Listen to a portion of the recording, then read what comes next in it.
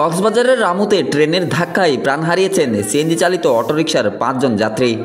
শনিবার দুপুর 1টার দিকে রামু উপজেলার দলিলছড়া এলাকার রেল ক্রসিংয়ে এ দুর্ঘটনা ঘটে। তাৎক্ষণিকভাবে হতাহতদের পরিচয় জানা যায়নি। প্রত্যক্ষদর্শীরা জানান, কক্সবাজার থেকে ছেড়ে আসা ট্রেনটি চট্টগ্রামের দিকে যাচ্ছিল। এ সময় ক্রসিং দিয়ে রেলপথ পার হচ্ছিল একটি যাত্রীবাহী অটোরিকশা। এক পর্যায়ে অটোরিকশাটি ট্রেনটির নিচে চলে যায়। যাত্রীসহ অটোরিকশাটিকে ট্রেনটি ঠেলে নিয়ে যায়। এতে 5 জন প্রাণ হারান। ফোন একটার সময় একটা সিএনজি রেল লাইন ওভারটেক করার সময় হঠাৎ করে সিএনজির সাথে ধাক্কা গেলে ঘটনাস্থলে আপনার 5 জন নিহত হয়েছেন। সিএনজি আসার সময় রেলটা ওখানে গেটম্যান ছিল না, সেজন্য দুর্ঘটনা ঘটছে আর কি, বুঝছেন। গেটম্যানের অবশ্যই প্রয়োজন ওখানে, বারবালি যাতায়াতের রাস্তা একটু চলাচল অনেক বেশি।